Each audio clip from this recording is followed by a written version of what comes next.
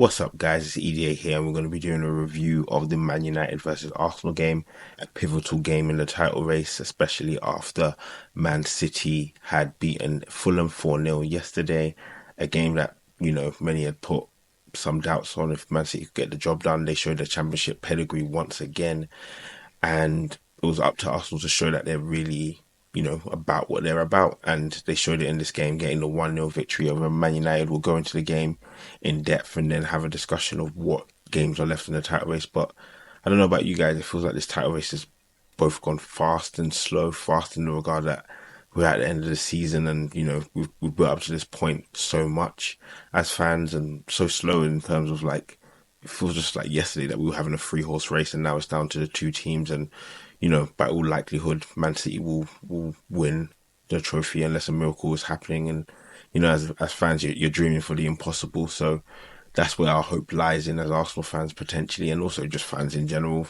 You always want to see your team do well, and hope for the best. And even as unlikely as it is, fans are there to believe. And yeah, I'm hoping, I'm praying that something happens in these last two games for Man City against Tottenham and West Ham. But kicking off this game, a lot of pressure on both teams. Man United, from the regard that they were dealing with a lot of injuries. They've been in some poor form. There's been some questions about, Ten Hag, and I've given my opinions. At one point, I thought, potentially he could be the person for Man United. Don't think it's at this club at this time.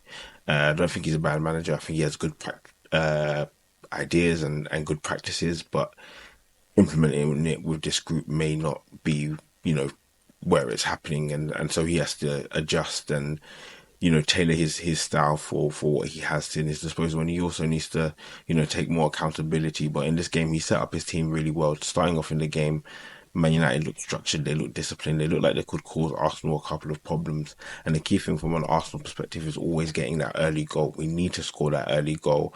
Otherwise, we put ourselves in a state where we're chasing the game, when we're under stress. And you could feel that during the game. It felt a lot more like the Tottenham game, where we were looking for opportunities to counter. Man United, primarily being a counter team, didn't leave us in the best position. But again, I knew it was going to be a tough one for us to break down. A good team, that, even though are in poor form, still have to be respected. They're at Old Trafford, where Arsenal have struggled for many, many years.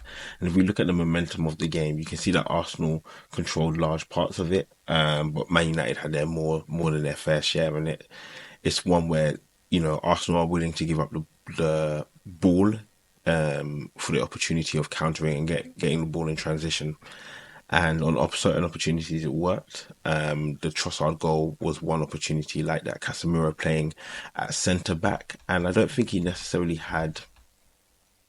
Okay, I don't think he necessarily had a bad game, but he had an awful moment, and that was just him not keeping up with the pace of the game. Kai Havertz being really smart once again, showing his intelligence. Another goal contribution. I think that's 19 this season. I think that might just be 19 in the league, or all competitions. Either way, he's done an amazing job in his first season with Arsenal. But he finds the space. He realizes that Casemiro hasn't pulled out, and he could be onside. He is onside. Ben White finds him with a beautiful ball, and then that gets played into Leandro Trossard, who finishes. Arsenal's most clinical player, continue to show his ability in the most pressure situations. And Kai Havertz, Leandro Trossard, and Saka is the front three that's doing the business. The other forwards at Arsenal, unfortunately, aren't delivering at the same rate that they are, and that's something that we need to look at. Getting stronger, getting better next season. There's levels and progression that can be seen, but this team has achieved a lot, and we'll get into what kind of that means for them as a team and what they've achieved. But going through the rest of the game, Arsenal had to be defensively sound, defensively structured.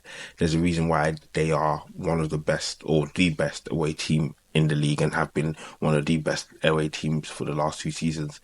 Defense is everything, and as good as Arsenal are going forward, I've always said it since the beginning of Mikel Arteta's reign.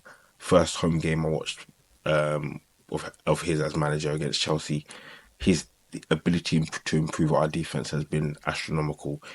Even without William Saliba, who makes us 10 times, 100 times better, he was already improving this defense, and it's amazing to see what he's built so far and what he's going to continue to build. They were the backbone for all we did. The two midfielders, or the whole of the midfield, I would say, looked really shaky. Odegaard wasn't at his creative best, which sometimes can happen, and we don't have a significant creator off the bench who we trust enough to fill that role. Declan Rice, Thomas Partey were good, having Man United being busy, but lacked in some areas, looked a bit shaky at the beginning of the game. My hats goes off to the man of the match, William Saliba. Absolutely amazing, quality, class. There's been sometimes he's been in the shadows of Gabriel, and I've also rated Gabriel very highly and rightfully so. But there's games like this, and the biggest games where you need the composure, where you need that different type of ability. There's games where Gabriel shines, and there's games where Saliba shines.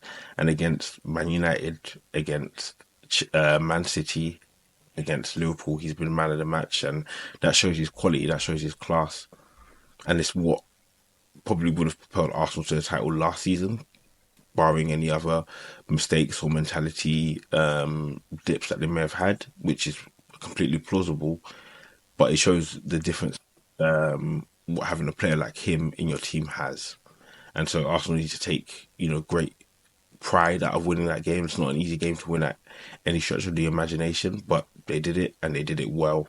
And they saw it out quite comfortably, to be honest. I don't think Man United offered a major threat. They had opportunities through Garnacho, but they just weren't clinical. And Arsenal were clinical in the moment that they were given, and they probably should have scored a couple more. But again, you got to be happy with a win at Old Trafford when you haven't won many times in the past. Again, coming off the bench, no one really of note. Gabriel Martinelli, I thought, had a particularly poor game, and it's no surprise that Trossard, who's delivering, even when he's not playing that well, has taken his spot. Looking at the rest of the team form again, you have to think about Arsenal being in great form, Man United being in very indifferent form, and seeing how that's going to play out from not only this season but next season. We're going to be doing a couple of squad reviews. We're going to be looking through each individual team, seeing where they can improve strengths and weaknesses, signing of the seasons, flop of the seasons, and yeah, that puts Arsenal in a great position for next season, knowing that they've done all that they could do up and until the Everton game. But ideally, you want to finish with the Premier League. Man City have a job on their hands, and a job I think, if I'm being honest with you, they're probably going to complete. But again, I have faith that potentially Spurs can get something, potentially West Ham can get something, and Arsenal can end the season as champions after a 20 plus year long wait. But there's only one way to see, and that's watching Man City versus Tottenham during the week, and that's also watching the final games of the Premier League season. One other thing to mention, which may play a part in Tottenham's motivation, obviously, big North London rivals, is the fact that if Liverpool are able to beat Aston Villa, that gives Spurs the opportunity to get Champions League football. I know Ange spoken about it not meaning that much to him, and I understand the premise of that, but the opportunity from a financial standpoint, which I know Daniel Levy would definitely care about, and the prestige it gives them and the clout and cachet it gives them in the transfer market, I think it would be important for sure. So we'll see what happens in the games in the midweek, and then we'll see how that impacts the last game of the season for the Premier League teams, which we'll be doing a review on. Guys, hopefully you've enjoyed this episode. Hopefully you've enjoyed this weekend of football. Some great games. Again, we'll be focusing on the top of the table. And I hope you enjoyed it. Make sure to leave a like and subscribe for more football content, and I'll see you soon. Peace.